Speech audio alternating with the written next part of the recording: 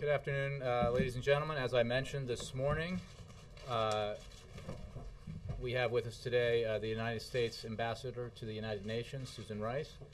She was just in a meeting with the President and the UN Secretary General, and I would like her to speak about that meeting, and then she'll take some questions from you, and I'll step aside. Thanks. Thank you very much, Jay. Good afternoon, everyone. I want to start by giving you a brief readout of the President's meeting with UN Secretary General Ban Ki-moon that just finished a little while ago.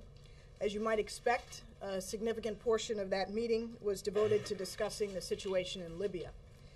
The UN has played a positive and very important role in efforts to end the bloodshed there and to hold the Gaddafi regime accountable and support the Libyan people. Indeed, in Libya, the United Nations is demonstrating the indispensable role that it can play in advancing our interests and defending our values. We'll come back to Libya in a few minutes, but let me just finish with the brief readout of the President's meeting with the Secretary General. The President and the Secretary General also discussed the situation elsewhere in the Middle East, as well as the situation in Cote d'Ivoire. And with respect to Cote d'Ivoire, they expressed their concern about the escalation of violence there and the need to enable the legitimately elected President Alassane Ouattara to assume responsibility for governing Cote d'Ivoire.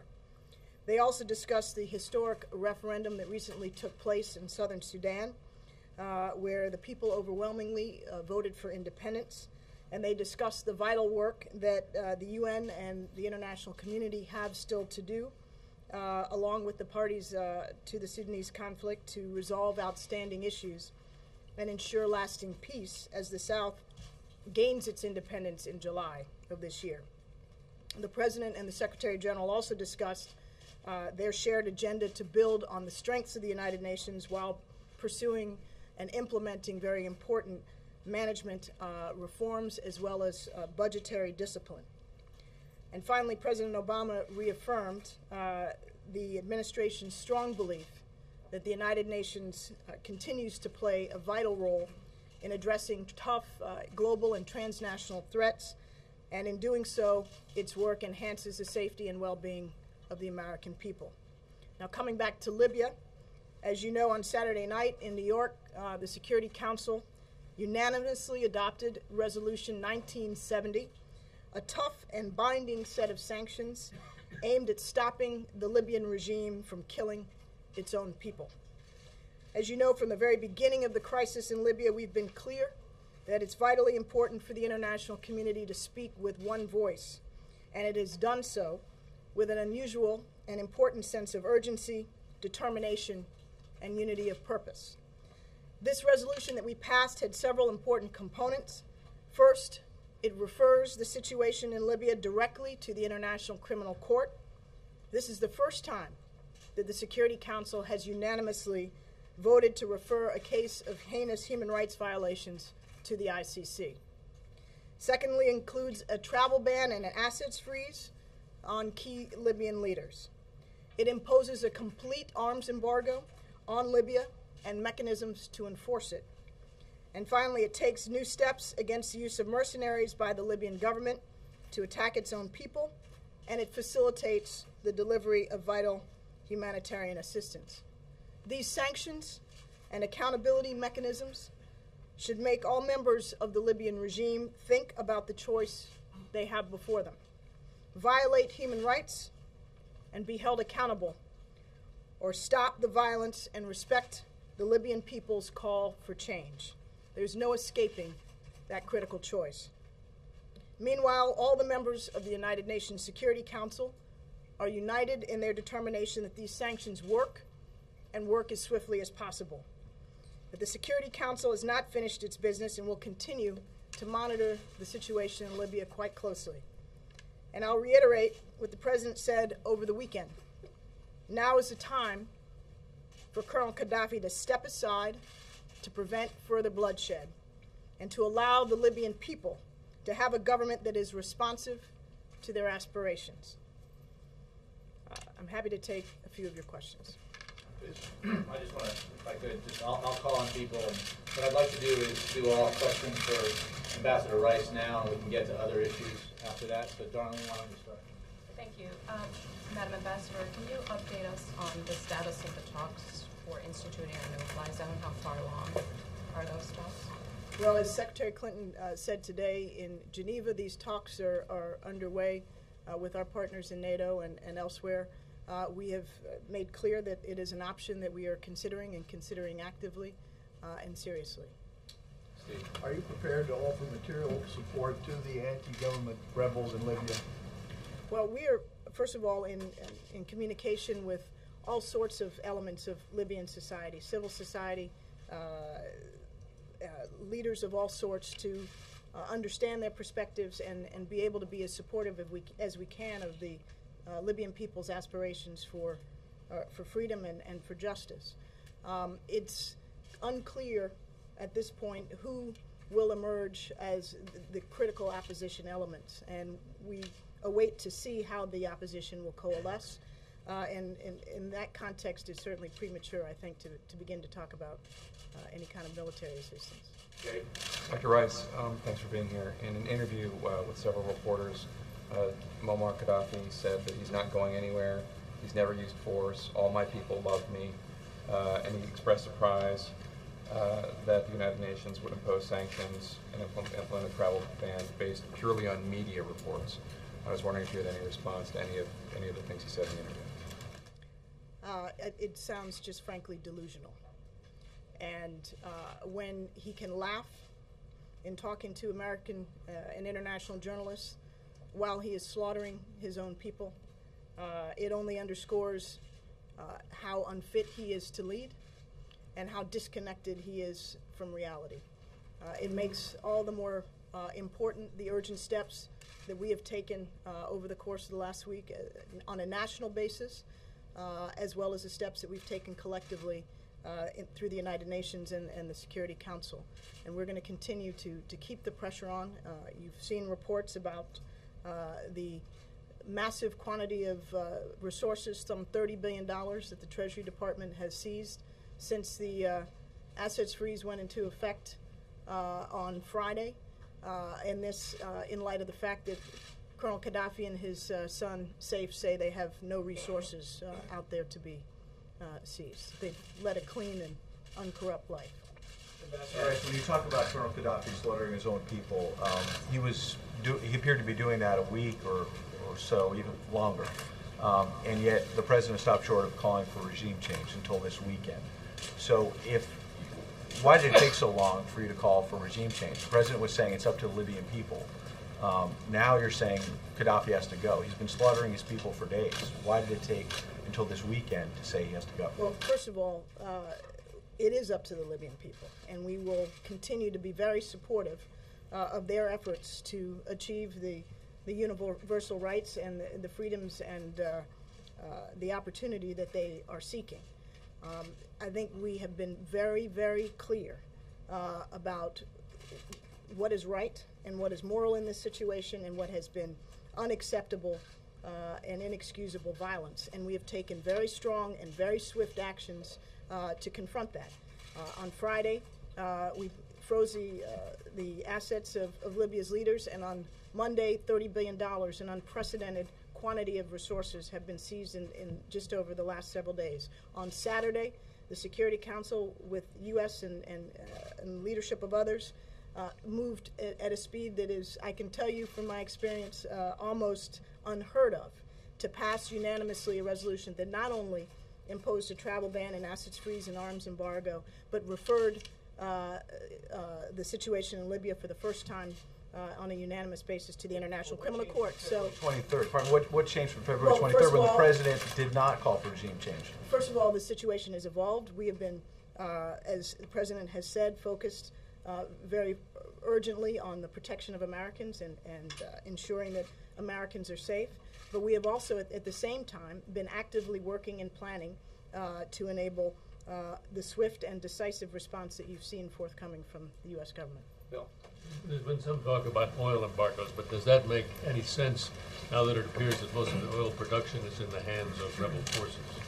Well, I think from a sanctions point of view, the United Nations has historically in recent years moved away from sweeping measures and focused most precisely on targeted measures that go after the leadership of the country and isolate those that are responsible for atrocities. We're in a different world than we were 15, 20 years ago, and have learned some lessons from regimes like Iraq and elsewhere that didn't have the targeted effect that was desired and was more scattershot. So I think, at least in the context of the Security Council in New York, when we look at sanctions, whether it's on Iran, North Korea, or Libya, we aim first and foremost at targeted measures that go after those that are responsible for violations. Not oil. We have not had active discussions in New York on oil. Dr. Rice, two questions. One, can you walk us through what the process would be for the United Nations to recognize this sort of opposition in Libya, or recognize maybe the eastern part or that controlled territory, number one? And number two, is there a message in there for the Iranian government, the governments of Bahrain, about how swiftly the UN seemed to respond in this case, and maybe the lack of quickness they responded to the Iranian uprising a year and a half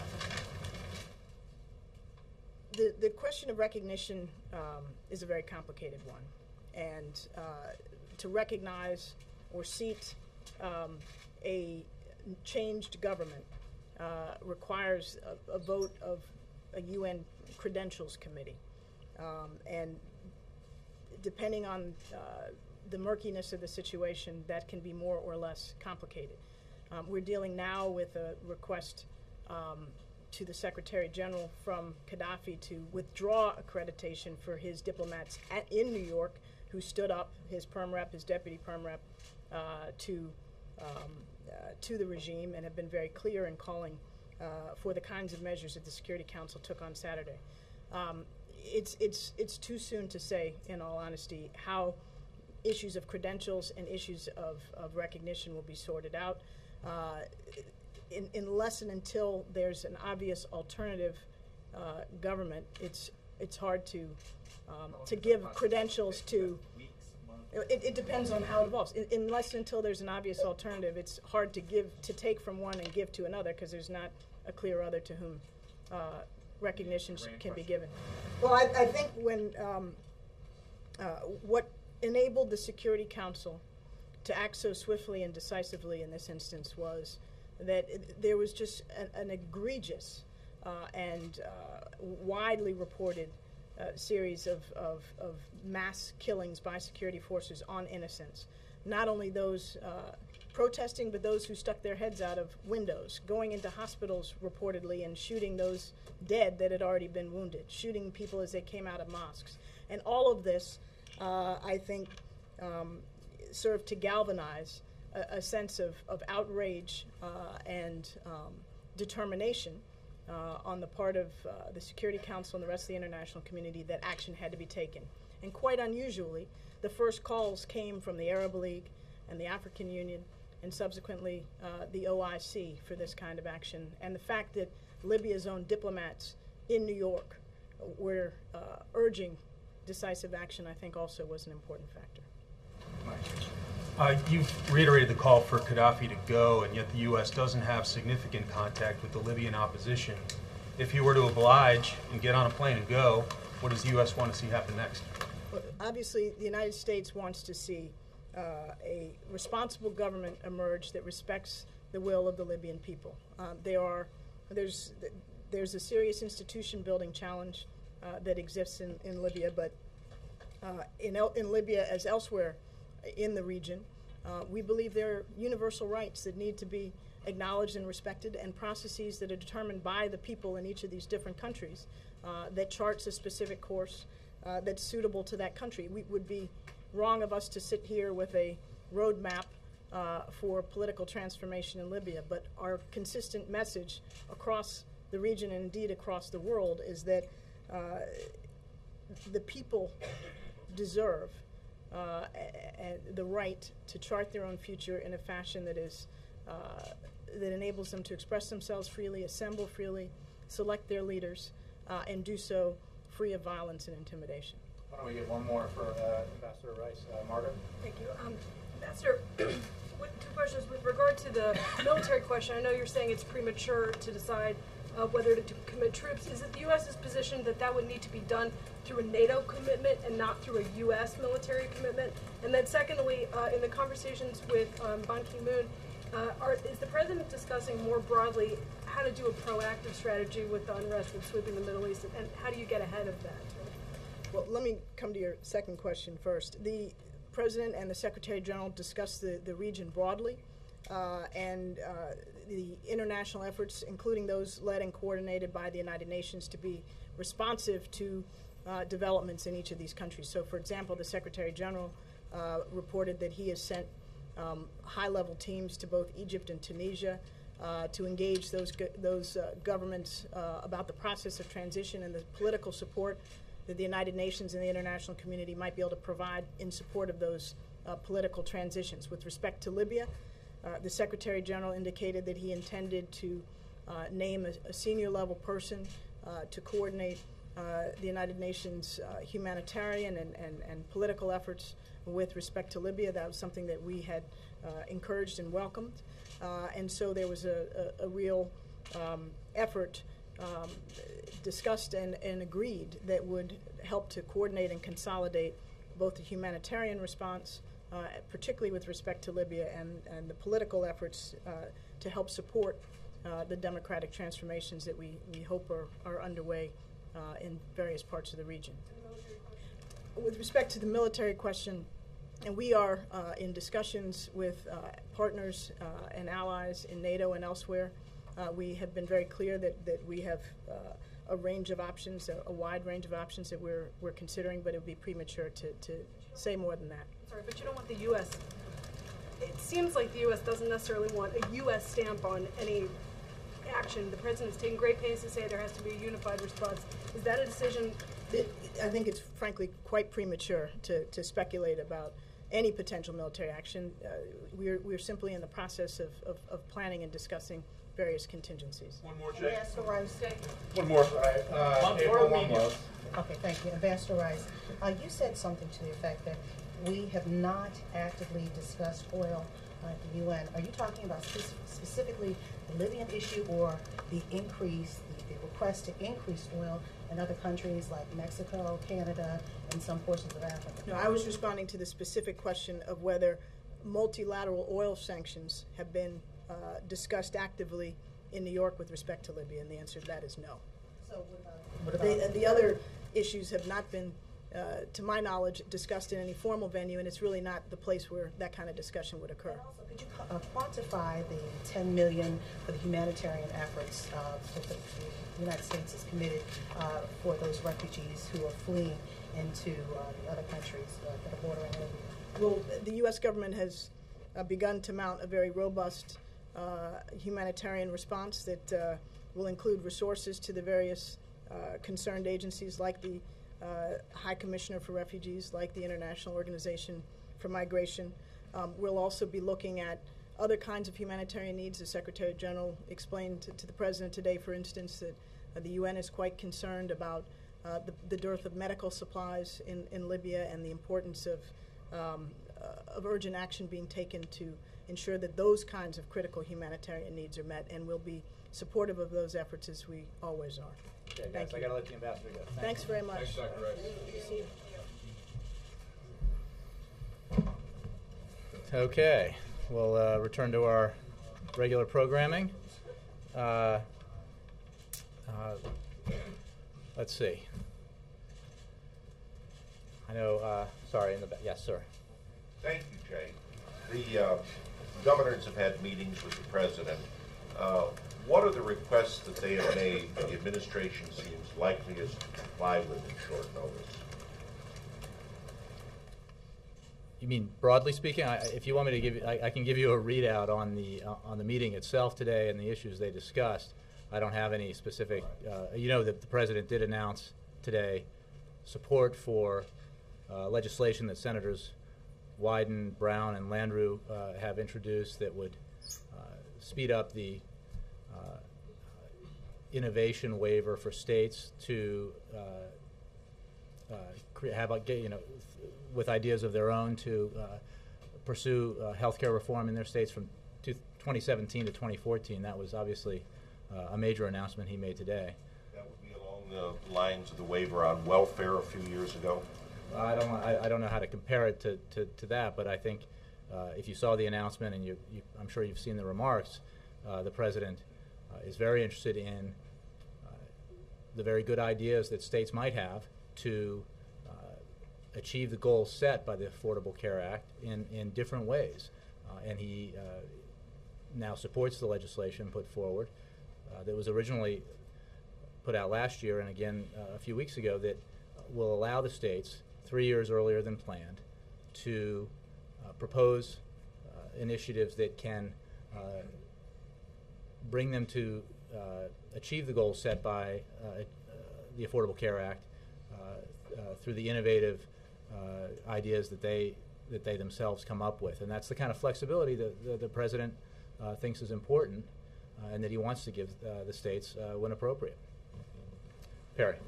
Jay, did you all ask Republicans in Congress or Republican governors if they like this idea before you proposed it?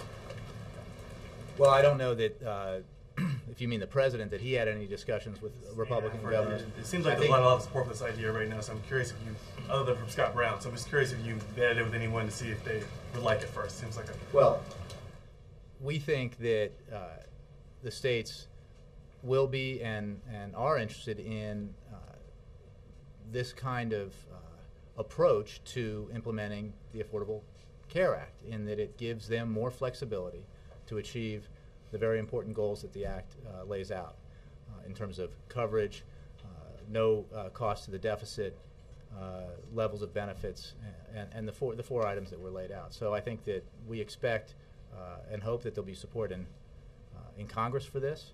It's already a bipartisan bill, as you noted, and the president supports it. Yes. Thanks, Jay. The president warned governors not to denigrate or vilify public employees. Does he think that's what they've been doing? Well, as the president said several weeks ago now, he is very sympathetic to the need that governors and state legislators have in dealing with their budget issues, to have sacrifice at all levels, that everyone needs to come together, tighten their belts, and deal with their budget shortfalls. And that includes public sector employees. But he does not believe that it is helpful to denigrate or vilify public sector employees in a way that brings you no closer to resolving the problems and sows division instead of creating the kind of unity that you need when everyone sits at the table to solve the issues together. So you would characterize what's been happening as a denigration and vilification? Well, I would refer you to his speech, and I think that it's fairly clear from what he said in the past that he does not think that an assault on public sector employees or the collective bargaining rights of public sector employees is the way to go. Rather, that everyone needs to come together, share the sacrifice, and resolve the issues that have led to these budget shortfalls. Can I also ask a Libya question? You've said a few times, and Dr. Rice just said, that the administration is in contact with all members of organized civil society and leaders of various stripes, and it's hard to see what the organized elements of civil society and what those leaders could be, since Colonel Gaddafi has tried so hard to squelch all of them. What's there? Who's there? What are the organizations to talk to? Well, you make a good point about the situation in Libya, and it goes to the broader point that we've made about how every country is different in the region, the countries that have experienced unrest. Without specifying particular individuals or groups that we are reaching out to, and reaching out to through both diplomatic means, but through businesses and NGOs, I would say that we are having those conversations, finding out where these groups stand in terms of the desire for a process that is democratic and inclusive and responsive to the desires and aspirations of the Libyan people. But I'm not prepared to identify this group or this individual at this point. Just a quick follow-up on that. Yes. The Crown Prince of Libya last week asked international assistance to remove Gaddafi. Are you in touch with him? Are you going to, because their flags have come up with the rebels.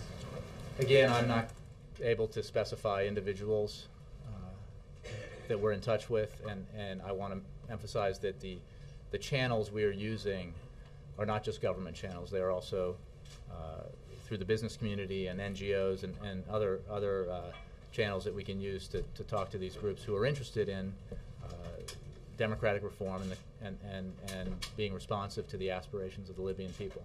Yes? Jackson, do you have a deadline today for Gaddafi to leave? Because he doesn't seem to leave. He's still there. So Yes, he is. The president made clear, we've made clear, Ambassador Rice made clear that Colonel Gaddafi needs to step aside, to step down. He has lost all legitimacy in the eyes of his people, most importantly, and in the eyes of the world community. He is no longer in a position to credibly lead his nation. And he is, in the meantime, inflicting horrific violence on the people he claims to serve and the people he claims love him, which is quite a claim indeed. So I won't put a deadline on it except to say now would be good. Savannah. To the extent there is this urgency, do you think that this effort to have Gaddafi leave would be helped along by a strong statement from the president, along the likes of the one we just saw from Ambassador Rice? She didn't mince words. No, she didn't, and neither has the president in his statements, or neither has Secretary of State Clinton or other government officials. And we have worked assiduously behind the scenes to bring about the kind of dramatic objectives in terms of the action at the United Nations and the unilateral sanctions that we've implemented that are putting, we believe, great pressure, and will put great pressure on not just Colonel Gaddafi but the Libyan regime. I mean, if you are now a member of the Libyan government, you have to think very, very seriously about whose side you want to be on. Because if you stay with Gaddafi, if you stay with this regime, if you accept and act on orders to murder your own people, you will be held accountable. And the action taken by the United Nations to refer this to the ICC is a very dramatic statement about the accountability we expect those perpetrators to be held to. Who's going to hold them accountable? It's one thing to say we hold them accountable, but who's going to do it? Are we? Bill, the recent history has examples to show you that bad actors who treat their people in this manner can be held accountable, and we intend with our international partners for that to be the case. Jake. Can you comment on reports that U.S. naval warships are repositioning themselves in the Gulf to prepare, or I don't know where they would position themselves in the Gulf or in the Mediterranean, to prepare for action against any possible military action against Libya? What I will say, I believe the Defense Department has commented on that this force is being positioned, but this is part of making sure that all options remain on the table for us, and B, positioning our assets in a way that can be helpful in the cause of bringing humanitarian relief to the Libyan people. So that does not necessarily signal an intent to use military force, although, as I said, we are leaving all options on the table. Yes, Juliana. I just want to go back to Savannah's question. At what point would it be appropriate to hear directly from the president calling on Gaddafi to step down beyond readouts from phone calls or descriptions of conversations that he had with other officials? I'm sure the president will address this issue again. It's not a matter of presidential action comes in many different ways, and you just heard from our ambassador to the United Nations, who just emerged from a meeting with the president and the UN Secretary General. She discussed in very clear terms the president's position on the situation in Libya, on the Gaddafi regime, and I'm sure the president will address that again. But I'm not here to make any announcements on future statements by the president. But you can be sure that he has been incredibly active in dealing with this, as have all the principal members of the national security team. Secretary Clinton, I'm sure you all saw today, was in Geneva, and again, Ambassador Rice here. Let me get to the back. Yes, sir, with the glasses and blue tie. Yep. Thank you. I had no opportunity to introduce me, Christoph Marshall from the German Tagesspiegel. I'm interested, is anybody considering to offer Mr. Gaddafi an easier way out? I mean, of course, I also want to see him held accountable after all those atrocities, but if he has only the alternative to stay in Libya in power until he will be forced out by the rebels and shot like Ceausescu, or he goes to the criminal court in The Hague, then that's not very attractive. Shouldn't one, if we want to stop the bloodshed, wouldn't it be the best to give him the opportunity to find a way into exile and stop it that way? I mentioned this morning, I'm not sure you were here, that exile is an option, and it would be a quick option, and it would comport with our desire to see him step down and remove himself from power. We are most interested in the end of his treatment of his people, the end of the violence against the Libyan people.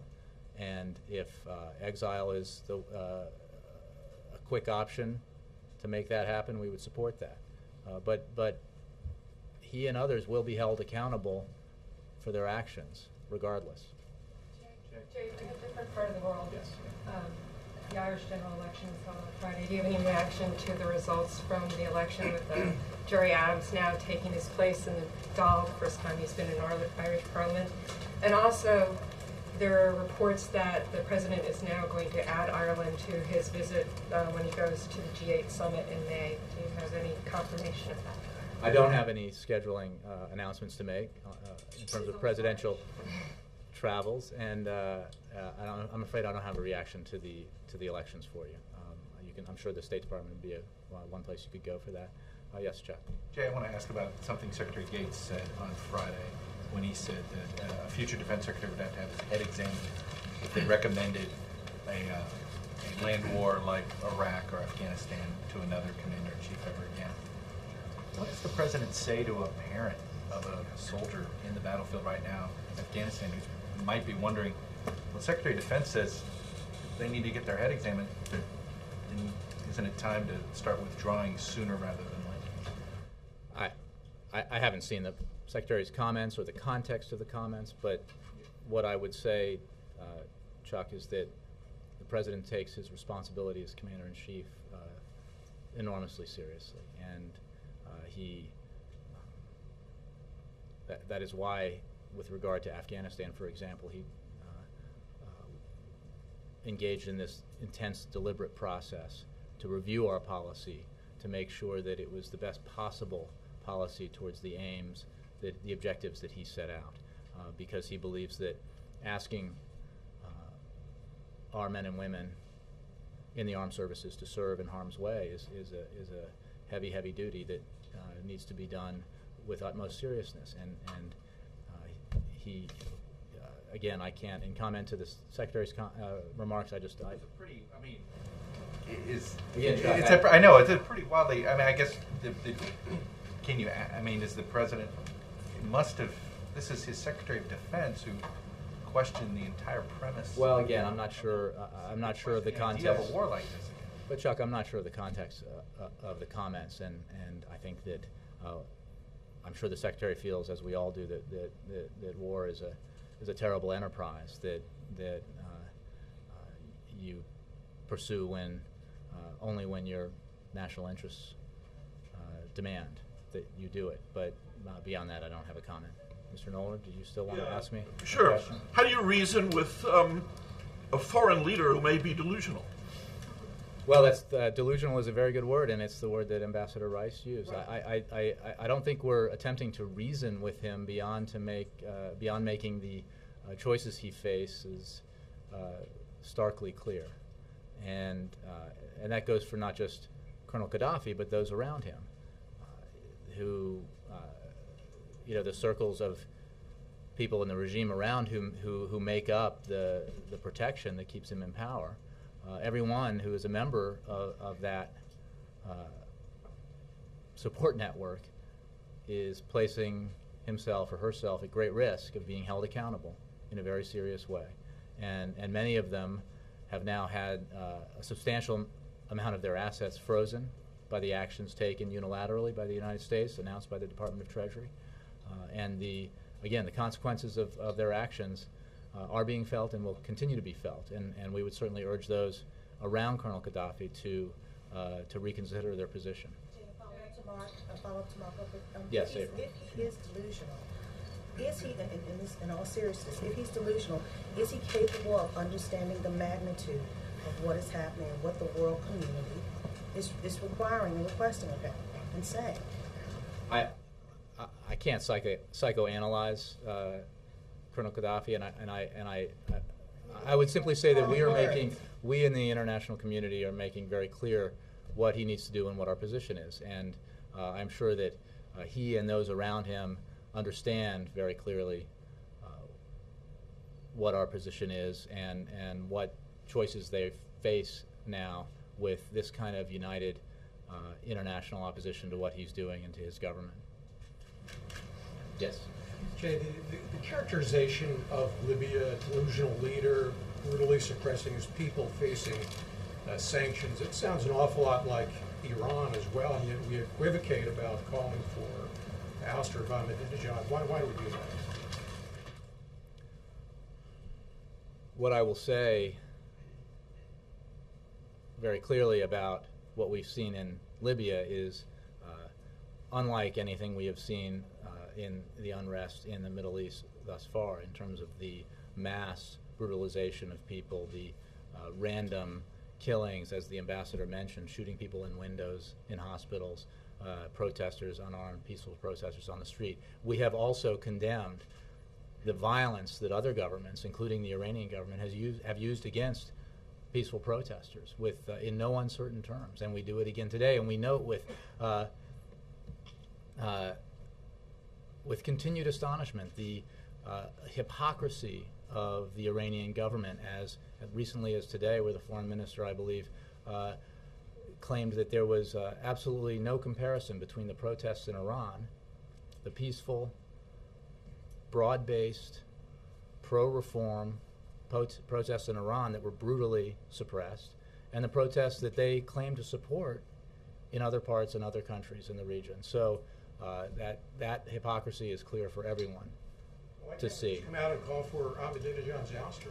They're drawing a again, I think we've made very clear why the situation in Libya demanded the response that we've given it. Can I follow on that? Yes. Did, in the Rice-Ban Ki-moon meeting, did the situation in Iran come up, and including the recent actions against human rights activists, journalists, and bloggers, but also the protests and the government statements? In the meeting with the UN Secretary General, I don't have a readout that reflects that they discussed Iran. They might have. But I can say that we obviously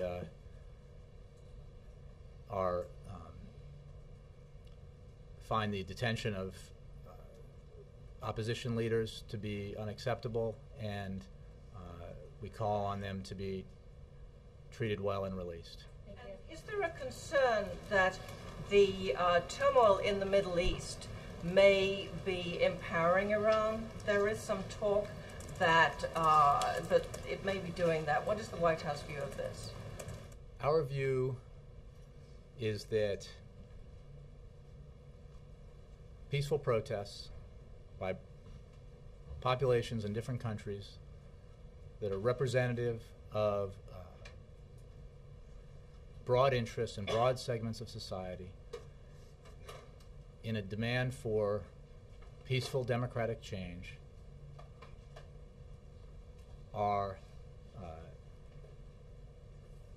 inherently good things, that the governments there need to respond peacefully to them, to listen to the aspirations of their people, to engage their people in the political process, and that when real democracy is strengthened, when real democracy takes root, I think that's good for the people of the region, it's good for